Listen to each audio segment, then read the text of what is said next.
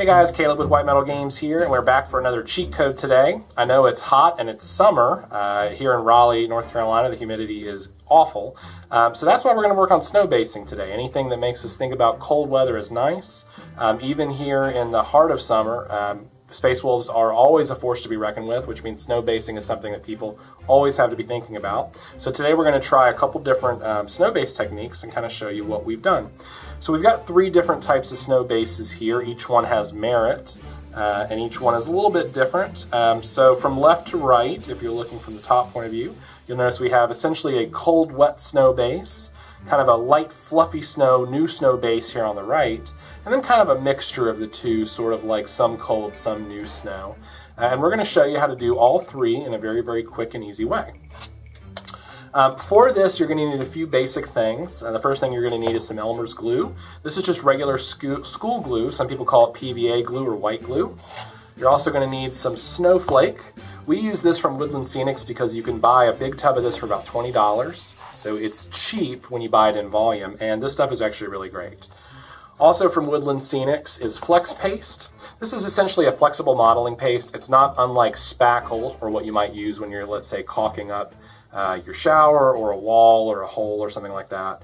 But it's designed more for hobby use, so it doesn't stretch, it doesn't crack as much, and it's just a better overall product with a very smooth application. So we're going to use all three of these in different ways today. So why don't we start with the cold wet base, which as a reminder is this over here.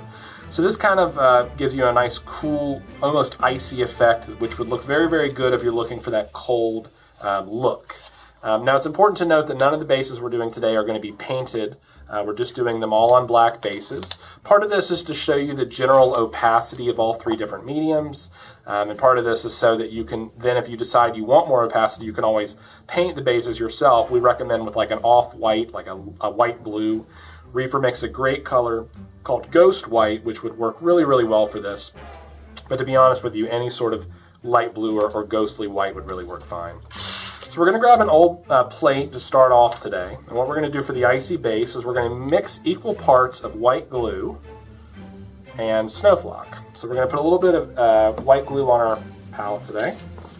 We're going to shake out a little bit of snowflock just here. Definitely too much, but it's perfect for what we need. And we're just going to mix it in until we're happy with the consistency, and we're going to kind of mix it as we go. Now to mix, I'm just using a wooden dowel tool, but you could really use anything for this. You could use a plastic spoon or whatever.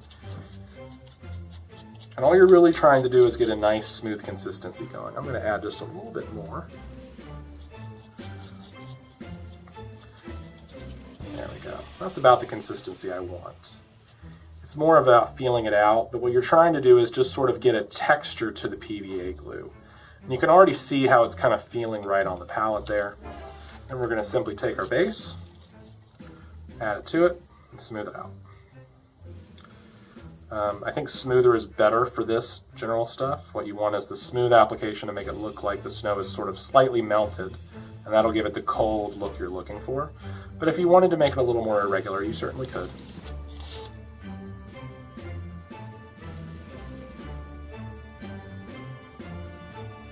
You can see there that it's kind of building up on my tool just a little bit. And what I'm going to do is just remove the excess and then kind of smooth it out. Now this has really pretty good opacity right now, but you can still kind of see the hint of the black through there. And that's because snowflock tends to have a little bit of transparency to it. So if you prefer it to be a thicker white, just paint the base first with a white or blue paint, and that'll give you a slightly different opacity. And that's about it for that. Any of these thinner areas where you see the black coming through, just kind of thin it out just a little bit until you're happy with the coverage, and that's about it. So that's our first one. For the second one, we're essentially going to do the same thing. Oof, it's open. But with flex paste. I'll put a little flex paste out on the plate here so you can kind of see it. Essentially, it has the same consistency of Elmer's glue, really, but it's more of a thicker, opaque white. So we're going to put a little bit of that out on the palette. We're going to take this, and we're just going to kind of apply it. Now for this first one, we're going to do it pretty unevenly. What we want is this to kind of create the illusion of snowdrifts. So we put it down on there, and then what you'll see is I'm pulling it up with this thing. This is also great for making ripples of water if you want to do an aquatic theme base, by the way. So I don't know if the camera, if I can get it to sort of look at it, focus a little bit. I think you can kind of see here, you've got these little ripples coming up. So basically anywhere that we want there to be kind of a mound, we got kind of a hair going on there. Anywhere we want it to be kind of a mound, we're going to sort of smooth it out a little bit. So we want there to be some elevation and contour to it. That's feeling pretty good. That feels like it's kind of moundy. And then we're just going to take the snow flock and just put it on top. Give it a little bit of a layer and dust it off. And now what you've got is sort of uneven snow or drifts of snow. And that actually is okay. If you feel like you missed a few spotches, just do it again. And after the second layer, it's a little bit more built up. Set that aside to dry. This stuff usually dries in about 4 to 6 hours. For the final base, what we're going to do is basically use the Flex modeling paste again, but this time we're going to go for a smoother application. So we're going to put it on the base again, but this time we're going to put it on nice and smooth and even. So basically the Flex paste, which will dry white, not clear, will create the very, very white, hard liner between the black and the snow. So we'll get a nice bright white snow. Okay. Once I've got that pretty smooth, I'm going to take it and I'm just going to dunk it right into this stuff. I'm going to kind of let it sit there for a second and pull it off. And you've got a nice even layer of snow. And when you look at these from the side, you can clearly tell there's a difference in the radiation there. There's just different highs and lows on that middle one.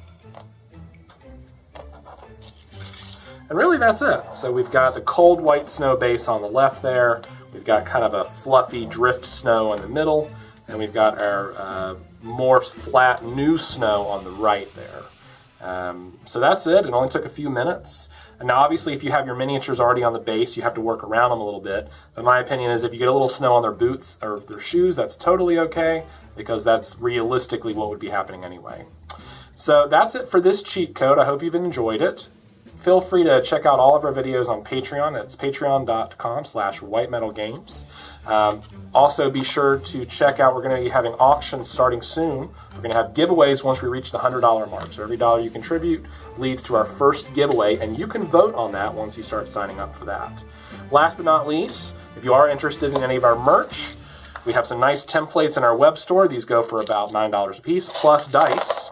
Not guaranteed to roll all sixes, but there's a 6 with our name right on the top. So any of these dice you want to buy, we also provide a link in the web notes for that.